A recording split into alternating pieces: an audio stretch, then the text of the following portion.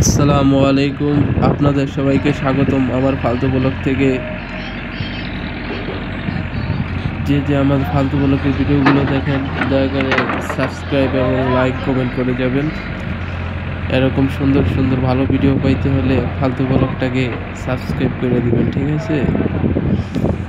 এখন আমরা দেখবো একটা এক্সকেভেটর কিভাবে বাংলা লোবেটে উঠানো হয়, ঠিক আছে?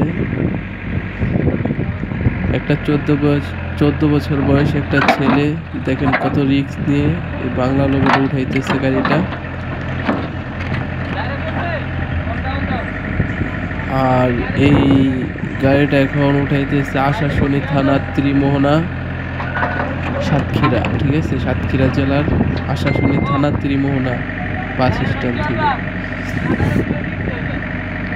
দেখেন গাড়িটা কত হাইট হয়ে গেছে। কিছুক্ষণ পর দেখবেন যে দোনো গাড়ি উঁচু হয়ে যাবে, এই গাড়ির মাথা উঁচু হয়ে যাবে। বাংলা লোবেট বলছে তাকে, বুঝলেন না? বাংলা লোবেট হলো রিক্স বেশি, খুব রিক্স নিয়ে গাড়িটা উঠাইতে হইতেছে। দেখেন কি ভয়াবহ কাণ্ড হয়।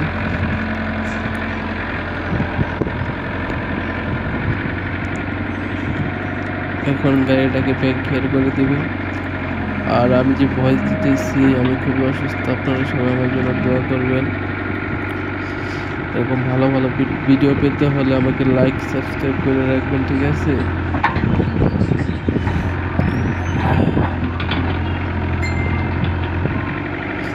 এখন আপনারা ভিডিওটা এনজয় করেন।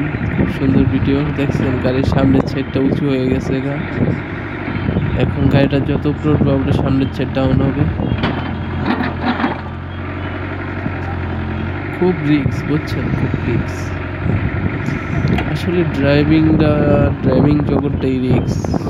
এই জায়গায় জীবনের কখনো গ্যারান্টি থাকে না, যে কোনো সময় যে কোনো কিছু হয়ে যেতে পারে। আর কেউ যদি এক্সকেভেটর চালানোর অভিজ্ঞতা অথবা এক্সকেভেটর বিষয়ে কোনো পরামর্শ লাগে তাহলে সেইটাও নিতে পারেন। কেউ যদি এক্সকেভেটর চালানো শিখতে চান তাও কমেন্ট বক্সে বলে যেতে পারেন, আমি রিপ্লাই দেবো। আপনার জন্য আমি যথেষ্ট পরিমাণ চেষ্টা করব।